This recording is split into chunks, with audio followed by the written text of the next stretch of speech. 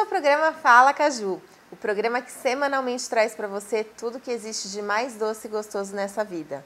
Traz saúde, felicidade, sucesso e hoje vai trazer também prazer, porque eu tô aqui com a minha amiga querida Márcia Alpans, que é sommelier, e a gente vai falar sobre vinhos, sobre várias outras coisas também, mas sobre vinhos e sobre esse prazer da degustação, do que é degustar. Então, primeiro de tudo, Márcia, obrigada por ter aceitado o meu convite, estar aqui comigo. Eu que agradeço, né? Muito obrigada pelo convite, por ter essa oportunidade de falar de uma coisa que eu amo, que é vinho. E poder socializar, né? Poder conhecer pessoas diferentes. O vinho leva para esse universo de conhecer, de viajar, e uma coisa que eu gosto porque o vinho não tem fronteiras, então... É isso que é maravilhoso. Isso que é maravilhoso. E falando dessa questão do sem fronteiras, eu já queria contar para quem está em casa um segredinho, que a Márcia ultrapassou várias dessas fronteiras, né? Foi muito além das fronteiras e morou 10 anos, não é isso? 10 anos na Itália. Na Itália. Me conta isso. Foi lá que você aprendeu vinho? Me conta tudo. Na verdade é o seguinte, eu desde criança fui sempre uma apaixonada por uva, né? Eu sou filha de gaúcho e neta de uruguaio e com pai carioca, porque tem um sotaque carioca, né? Ah, sim, ela é carioca, não dá nem pra enganar. Não dá nem pra enganar. E eu sempre fui muito apaixonada por uva, desde pequenininha. Eu tomava o meu copinho de uva, minha tacinha, e achava maravilhoso aquele universo de suquinho de uva, tá, gente? Não era álcool, não. Senão podem prender minha mãe. Tadinha. Mas eu sempre fui uma apaixonada e no Rio, né, um calor, fui crescendo e sempre não gostava tanto assim de cerveja. E o caminho foi me levando e tive uma oportunidade, através de uma grande amiga minha de infância, de parar no país da bota, do tipo, uma coisa assim, uma história um pouco maluca. País da bota que é a Itália, tá? E lá, obviamente, lá para mim foi o paraíso. Uma criança que já era apaixonada por vinho, vinda do Rio de Janeiro, né? Chega na Itália, que tem uma diversidade enorme, vinhos maravilhosos. Ali eu realmente me encontrei e passei, como o italiano diz, fare una passeggiata, quer dizer, fazer uma caminhada. Ali eu passei, essa caminhada durou mais ou menos 10 anos. 10 anos. E você, quando você chegou na Itália, você tinha quantos anos? Você não era uma criança? Não, ainda? não era uma criança. Eu já estava na fase bem adulta já. E quando eu fui para lá, mas eu estava numa fase que eu queria me encontrar. Eu sempre fui muito assim, eu queria fazer uma coisa, eu queria fazer turismo, fiz curso de turismo no Rio, depois eu queria ir para publicidade, depois eu queria fazer, eu era um pouquinho perdida. E multipotencial, que agora isso está na moda. Está na moda. Mas naqueles anos era do tipo assim, você é indecisa, né? Não sabe o que vai fazer da sua vida. Eu falei, gente, eu quero fazer tantas coisas, eu quero descobrir o mundo. Mas foi bom porque a Itália foi um país, eu sempre digo que a Itália me escolheu, porque eu nunca planejei na vida morar na Itália. A minha primeira cidade foi Torino, lá no norte da Itália, depois eu passo por Milão um período, mas onde eu me encontrei foi em Roma, porque Roma, sempre digo que é aquele Rio de Janeiro melhorado, porque levam a Roma. Todos os caminhos levam a Roma, é mas verdade. Escuta, a Itália te escolheu? Não, a Itália te descobriu, porque qualquer lugar do mundo que pudesse ter essa oportunidade de ter você, Marcinha, obrigada. Ela é um doce de pessoa, uma pessoa obrigada, querida. Obrigada. E aí você chegou lá, você não começou a trabalhar diretamente com vinho? Não, na verdade eu cheguei lá encantada, porque era tudo uma novidade para mim. Tive um choque cultural de ver uma outra realidade, um outro mundo, uma outra forma de pensar, mas também tive muita sorte porque eu estava com uma família maravilhosa, no meio de amigos, então foi muito fácil os lugares que eu andei, que eu frequentei. E sempre tinha aquela coisinha assim, aquele bichinho que me tocava, gente, que aqui tem vinhos maravilhosos, e eu me apaixonei quando eu cheguei em Roma. Realmente, eu fiquei encantada, eu falei, aqui que eu quero viver.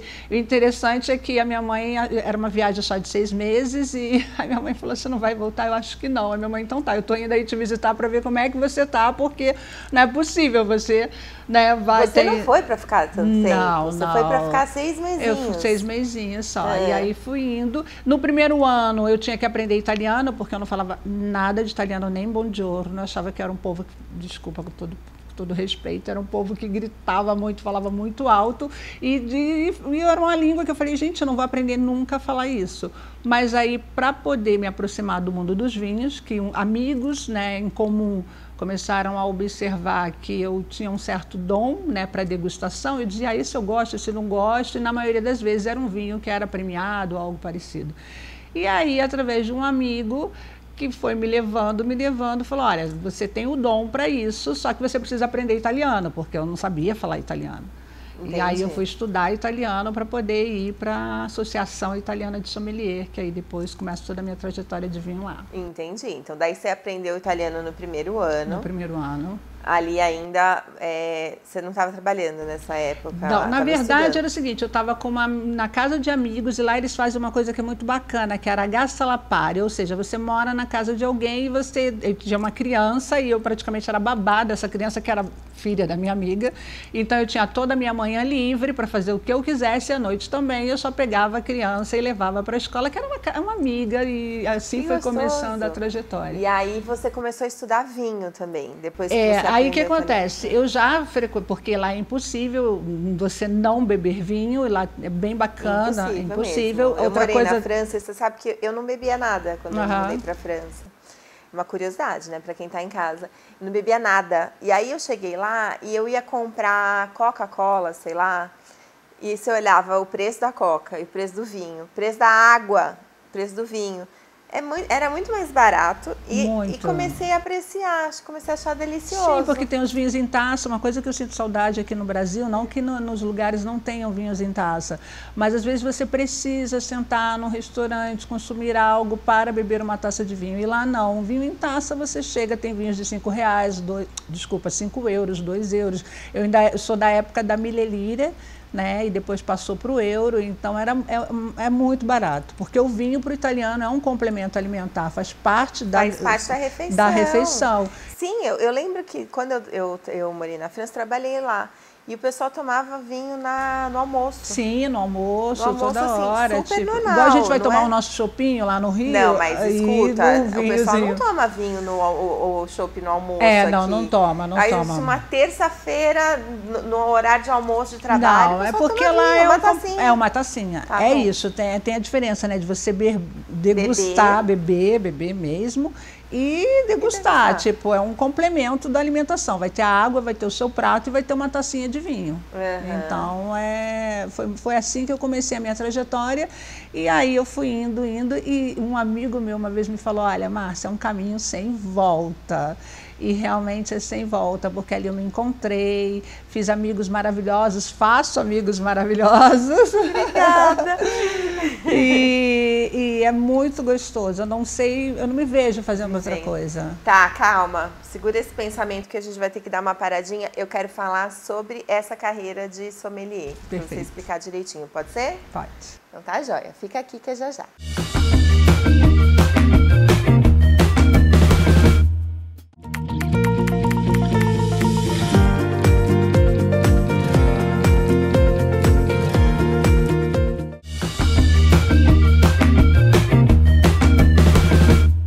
Então, voltamos aqui com a Márcia Alpães, que é sommelier, né? Pois é, na Itália não tem uma diferença, sommelier é sommelier, tanto que no meu diploma está escrito sommelier tanto para homem quanto para mulher. Tá bom. Aqui no Brasil e na França tem essa diferença. Uns falam, né, sommelier ou outros sommelier. Eu utilizo a palavra sommelier. Normal, tá bom. Sommelier. Porque eu acho que é fácil. O que é sommelier? Vai, para quem está em casa e não sabe nem o que é isso. Pois é, não sabe nem o que é isso. Primeiramente, uma coisa que eu gostaria de falar é que o sommelier ele tem que gostar de servir a pessoa, porque essa profissão começa lá na antiguidade com os reis, então tinha guerras, né, vamos dizer, tinha sempre aquela coisa do veneno, né, vai botar veneno ali, vai botar veneno aqui, e o rei não era bobo nem nada, falava, opa, eu não vou ficar bebendo essa comida ou comendo alguma coisa que eu posso morrer, vou pegar alguém para fazer isso. Então, nada mais, nada menos, o sommelier, ele é aquele que provava e comia antes. Se alguém fosse morrer, era ele. Exato, era ele. E na maioria das vezes ele morria. E na verdade ele era um mordomo de luxo. Essa é a verdade. Só que o interessante é que aí o cara falou, vou passar, né, malandro, né, tipo malandro carioca, né, vamos dizer. Falou, não, eu tenho que me aperfeiçoar. E eles foram se aperfeiçoando e começaram a detectar os vinhos que realmente tinham veneno ou não. E aí os anos foram se passando e depois a profissão foi ficando, né, os restaurantes, antigamente antigamente não existia restaurante, tá, gente? Os restaurantes foram sendo criados, né, na França, e a profissão foi galgando. Então, na verdade, sommelier nada mais é do que uma pessoa que ela é responsável por todo o serviço de vinho num restaurante. Nesse caso, é muito abrangente a profissão, tá? Mas ela é o ato de servir, ele serve a pessoa, ele é aquele que vai ser responsável não só pelo vinho, mas também por outras bebidas no restaurante. Sendo que agora o mundo mudou muito, então as pessoas já não estão só trabalhando no restaurante. Você tem blogs, né, várias outras infinitas possibilidades nesse mundo. Você pode ser um blogueiro, você pode trabalhar numa loja. Você pode trabalhar numa loja de vinho, né, na parte comercial, recomendando na parte comercial. Tem pessoas que são professores, né? E temos uma diferença que a gente tem o sommelier, o enólogo e o enófilo. Eu ia muito te perguntar essa diferença, se é a mesma coisa ou não é a mesma coisa. Na verdade, o enófilo é aquela pessoa que é apaixonada por vinho, estuda vinhos, mas ela não precisa fazer nenhum, vamos dizer assim, nenhum curso, não vai trabalhar no setor, ela simplesmente é um apaixonado pela bebida. O enólogo é aquele que eu chamo de alquimista, é ele que vai pegar vai decidir que tipo e que estilo de vinho vai ser feito. Ele é o enólogo. E o sommelier é a pessoa do marketing, a pessoa da venda. Na verdade, o sommelier é aquele que é a reta final da cadeia. É muito importante a profissão de sommelier porque é ele que vai posicionar o produto no mercado e principalmente para os clientes e para as pessoas. Ah, maravilhoso. Essa pessoa que faz essas harmonizações nesse contexto, é o enófilo, o enólogo ou o sommelier? Na verdade, quem faz a pessoa tem liberdade para fazer as harmonizações, mas na maioria das vezes é o sommelier junto com o chefe, porque o chefe cria e na maioria das vezes o chefe vai na criação que é infinita. O sommelier ele vai procurar colocar um vinho para que harmonize melhor com aquele prato. Então, respondendo a grosso modo, seria o sommelier que faz a parte das harmonizações com um prato. Tá. Porém, é interessante e é importante saber que eu sempre digo que a harmonização é muito pessoal, porque ela pode ser regional, ela pode ser de país, ou seja, determinadas coisas que tem na Itália ou na França, produtos não vão ter aqui, não vão ter no Brasil. Então, essa brincadeira, ela é ao infinito, assim, entendeu? E tem também uma coisa pessoal de quem está comendo, porque eu também acho uma coisa que às vezes, vou confessar para você que está em casa, às vezes eu acho que as coisas vêm um pouco meio ditatoriais, assim, né? Tipo, peixe você tem que comer com vinho branco. Não é necessariamente assim. E aí, às vezes, você fala assim, mas eu não gosto tanto assim de vinho branco. E aí?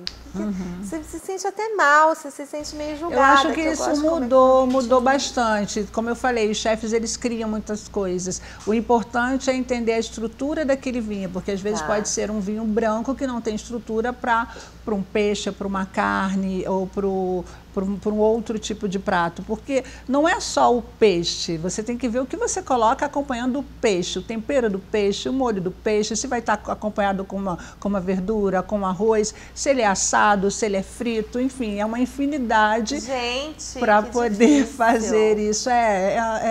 E é importante também porque o que é isso? É para você ter o ápice do prazer, do ato de comer, entendeu? Então, para você, né, maximizar esse prazer. Exatamente. Por isso que eu falei que a gente ia falar sobre prazer. Hoje o tema é prazer. Fala uma coisa para mim que você comentou aí no meio da sua fala. Estrutura do vinho.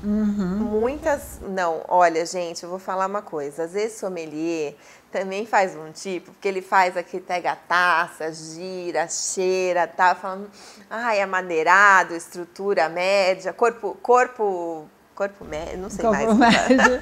É o vocabulário engraçado que você tocou no assunto, que é o vocabulário do vinho. E eu tenho falado muito sobre o vocabulário do vinho, porque às vezes a gente, numa conversa, acha que todo mundo entende. Notas cítricas. Eu falo assim, gente, eu tô sentindo gosto de vinho. Agora, uma confissão para vocês. Quando eu comecei o curso de vinhos, no primeiro mês, assim, nos primeiros meses, né, que era no Hilton, um hotel luxuoso, e na Itália eles colocavam aqueles pratinhos com várias especiarias para você sentir o aroma, e eu juro que eu afundava na taça. Eu falei, gente, eu não estou sentindo nada. Você Sentia nada, nos primeiros meses eu não sentia nada, eu falei, não é possível. Tudo isso para dizer que é normal, é uma técnica que você vai desenvolvendo. Realmente a gente tem um vocabulário que para algumas pessoas pode ser até um vocabulário alienígena, mas é o que dá para descrever o vinho. E são vocabulários que na maioria das vezes são muito relacionados até a nós humanos, entendeu? Tipo estruturado, tranquilo, robusto, tem várias. É um vinho tranquilo. É um vinho que não grita com você, é isso? É uma coisa muito simples para você que está em casa. Um vinho tranquilo nada mais é do que um vinho que não é espumante. Ou seja, porque vamos dizer, o perlage, que são aquelas bolinhas, quanto mais fina, quer dizer que a qualidade daquele espumante é boa, fina e constante. Então é um vinho que ele não está ali borbulhando, ele está tranquilo na dele. Então, tranquilo nada mais é um vinho que não é espumante. Tá bom, muito bom. Então, a gente vai ter que dar mais uma paradinha. Na volta eu vou querer falar um pouquinho mais sobre vinho. Eu quero te perguntar umas curiosidades também, que a gente falou fora do ar aqui, tá bom? Perfeito. Então fica aqui.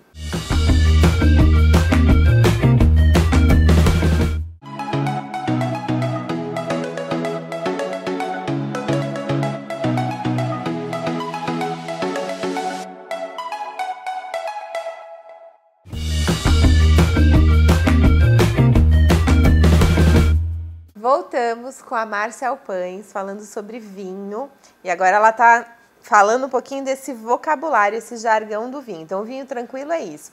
E o robusto, o que que é? O robusto nada mais é um vinho que... Aí eu vou entrar no outro vocabulário que é estrutura. Na verdade, um exemplo. Um vinho, vou colocar aqui um Pinot Noir, uva Pinot Noir, que é uma uva bem leve. Então, é um vinho que quando você bebe, ele não vai você não vai precisar comer algo. Ou seja, você pode bebê-lo tranquilo, sem comer nada. Um vinho robusto não, é um vinho que quando você bebe, ele enche a sua boca, ou seja, a sua papila gustativa, você saliva muito, você sabe, ele chegando. Então, isso que a gente chama um vinho robusto, um vinho que ele, na maioria das vezes, ele não tem, ele é, como é que eu posso dizer, quase rústico, né? Uma pessoa rústica, Tá. Ele teria essa característica. E você consegue ver isso? Tem a ver com aquela coisa que você olha, assim, se ele for mais transparentezinho, ele é menos robusto, se ele for mais... Tem dois fatores. A cor do vinho ela Tá. é importante porque ela já vai dar um indício da idade daquele vinho. E o vinho ele é um produto vivo, ou seja, ele vai evoluindo conforme o tempo. Tá. Obviamente que tem produtos que são feitos para serem consumidos logo, então você já faz aquele vinho que tem que abriu, tem que beber, e outros não, que você vai precisar abrir a garrafa, colocar num decanter, ou seja, ter o contato com o oxigênio, porque o oxigênio ajuda o vinho, mas ao mesmo tempo ele atrapalha. Então, vamos dizer, esse vinho, a cor do vinho, você já olhando, você sabe se é um vinho jovem, se é um vinho que já está numa idade mais avançada. Olha, conta pra nós essa. Exatamente. Os vinhos com as cores assim mais vermelho, púrpura, vermelho vivo, são vinhos bem jovens. Os vinhos que já começam com uma tonalidade de vermelho que vai verso ao marrom, meio atijolado, que a gente chama, são vinhos que já estão numa evolução muito grande, ou se tiver muito assim, pode estar já num declínio de já fim tiver de quase vida. marrom é que já não tá bom. No finalzinho quase já não está bom. Entendi. E também tem essa questão do negócio das notas cítricas, notas de banana, notas de café. Porque ninguém coloca nada dentro do vinho, tá, gente? Como é que eu posso dizer? As composições químicas que vão se transformando, e esse é o grande barato. Você não coloca? O pessoal fala que tem notas coloca cítricas. Banana, nada disso. Não, é porque realmente não tem uma outra ali coisa. Não, gente, ninguém vai colocar lá. Outra coisa também, isso vai depender muito de onde a uva é plantada, tá? Determinados terrenos vão dar uma característica numa certa uva. Então, a Chardonnay vai ter uma característica vai ter uma característica sutil na França, já a Chardonnay da América do Sul, ela vai ser um pouco mais amarelada e vai ter uma presença em boca muito maior. Então, as notas nada mais é do que uma forma de você dar um adjetivo para aquilo que você está sentindo. E realmente, quando você começa a treinar, porque tudo é memória, tudo é que a gente não vive uma cidade que não tem muita, a gente não para muito para pensar ou para usar as nossas análises sensoriais, nossos sentidos, né? A gente simplesmente vive. E o vinho não, o vinho ele requer isso. Quando você começa a apreciar a bebida, ele busca e faz com que você realmente sinta essas notas e você depois descobre e fala, é verdade. Tem exagero, tá, gente? Tem exagero, eu acho que às vezes a pessoa está querendo, assim... Tem exagero. Mas o girar nada mais é do que fazer... Assim, mas assim, a pessoa... E fecha o olho, fala das notas, mas tudo bem. A gente chama os enochatos também. Não vamos falar disso. Mas vamos falar sobre a questão do mercado, que a gente estava conversando antes, que não é um mercado tão comum para mulheres, né? Não. Você vê muito poucas sommeliers, né? Mulheres. E então eu vejo agora, na minha frente aqui sentada, uma carioca, quase italiana, negra, mulher, sommelier. Como é que é a vida para você? Pois é, eu nunca parei para pensar, acho que foi bom a educação que meu pai me deu, que ele sempre falava, Márcia, você é uma pessoa e você conquista aquilo que você quer. Então eu sempre pensei dessa maneira e sempre segui meu rumo assim. Mas o interessante é que quando eu morei na Itália, eu entrei para a Associação Italiana de Sommelier de Roma, que é uma associação a melhor que tinha na época, é a melhor que tem uma outra também. Eu lembro que ainda tinha um outro detalhe, que eu era sul-americana, e tinha um outro detalhe que eu era extracomunitária, ou seja, eu não fazia parte da comunidade europeia. E eu falei, ok, perfeito, tá ótimo. E aí eu acho que foi quando você faz com muita paixão e você gosta daquilo que você faz e você não percebe, fluiu, e quando eu menos percebi, eu estava naquele mundo do vinho e trabalhei muito com a associação. Não foi difícil entrar? Não foi difícil entrar, porém, realmente, na maioria das vezes, é um público que era sempre 3, 4 mulheres para 20 homens. E é uma profissão, agora não, tem mulheres maravilhosas aqui no Brasil, no mundo, na Itália, mas algumas pessoas ainda têm dúvidas, assim, né? Olha, uma brasileira... Sommelier mulher. Não pode chamar um sommelier? Pois já aconteceu várias vezes, até mesmo na Itália. Falava, mas ela. E engraçado que em Roma eu sou muito conhecida. As pessoas gostam muito do meu trabalho. Era brasileira. E aquilo, né? Eu falei, já tenho tudo isso negativo contra mim? Beleza, então vou ser diferente. E foi o que aconteceu. E aí eu fui desbravando. E foi o que tem acontecido até hoje, sem nenhum problema. E aqui no Brasil também? No Brasil, quando eu volto para o Brasil, eu tenho a oportunidade de trabalhar com um cara que é incrível, que é o Dionísio Chaves, que me dá, né, tipo assim, era um projeto dele que ele precisava de alguém que falasse italiano, tivesse vivência europeia. E sabe quando você está no lugar certo, na hora certa? Era eu. E ele foi um cara que me ajudou bastante, no sentido no Rio, né? Porque o Rio... E depois aconteceu uma coisa interessante, porque eu falava para os italianos, eu não vou ficar em São Paulo, eu não vou para o Chile, não, eu vou vender vinho no Rio, vou trabalhar com vinho no Rio. Eles, oi? Vinho no Rio? No Rio. E no Rio tem um mercado bom de vinhos e... Tem um mercado bom, tem uma turma boa. É que é um nicho de mercado, né? A gente trabalha com nicho de mercado, né? É um nicho. E aí você veio parar em São Paulo? Depois de um tempo, eu fiquei no Rio por um período e vim parar em São Paulo porque eu gosto dessa cidade, eu gosto de São Paulo. Acho que São Paulo tem um pouco dos dois mundos, ou seja, tem um mundo aqui. Então foi quando eu vim parar em São Paulo e hoje eu trabalho sempre com vinho, gente. Não mudo. Desde 2003 eu não sei fazer outra coisa que não esteja relacionada a vinho. A vinho? A vinho. E você toma vinho todo dia? É uma curiosidade, assim? Tomo. Tipo, eu falei, tomo, não tomo.